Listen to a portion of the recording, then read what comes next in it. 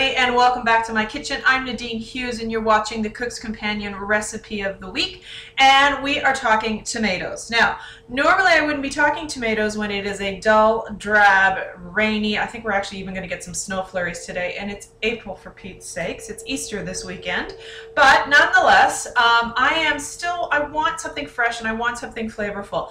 I don't particularly like the tomatoes that are in our local grocery stores right now because to me, once you've tasted, a summer fresh vine ripened tomato, nothing can beat that. But to satisfy my cravings for tomatoes, for those sort of juicy little red rubies that they can be, I look to Roma tomatoes.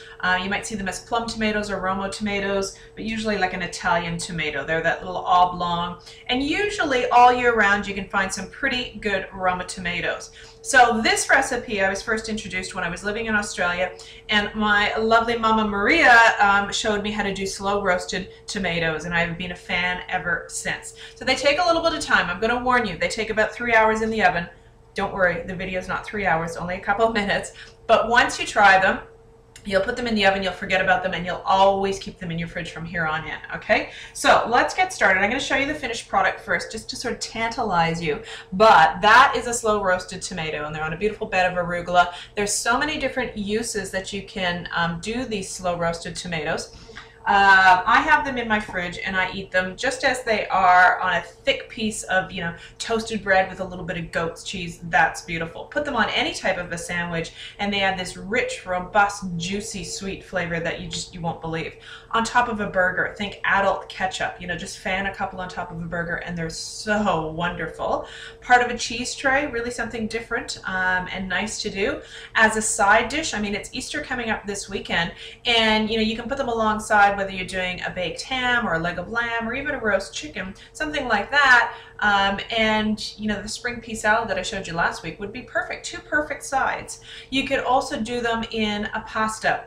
So I take some fresh cooked fettuccine and I add some cut up the slow roasted balsamic tomatoes, some capers, maybe some fresh basil, olive oil, salt, pepper, toss it all together, and it's really, really nice like that. And also just, a traditional caprese salad with fresh buffalo mozzarella and some basil. Use the slow roasted tomatoes instead of the fresh tomatoes, and it really sort of changes up that traditional recipe, and you're gonna love it. And you're gonna find lots of different ways how to use them once you taste them. So, very simple and easy to do, okay? I usually do them in batches of 12 Roma tomatoes, and that gives me obviously 24 halves. So all I do is I wash my tomatoes, I take my Romas, and I cut them lengthwise. You don't want to do them width, you want to do them lengthwise. You don't have to core them, you're not taking any seeds out, you don't have to do anything other than this. So if you can cut a tomato, you can do this recipe. I have an oven going at about 250 degrees Fahrenheit, so a low oven, okay, because slow roasted.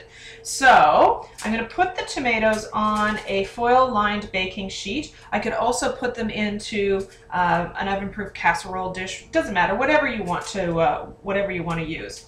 So I'm going to put my tomatoes on here. I'm going to take a little bit of olive oil and I'm going to sprinkle over on top, and really I'm not going to give you the quantities. I'm just going to say just sprinkle it on top. You could take a pastry brush and brush it over top if you want to as well, but I just literally just sprinkle it over top. I take a bit of salt, I use kosher or sea salt, and I sprinkle again over top. That's it so far. I pop this into a 250 degree oven, set the timer for an hour, walk away and do nothing. You don't really have to worry about the oven because it's such a low temperature. Go off and do a whole bunch of different things.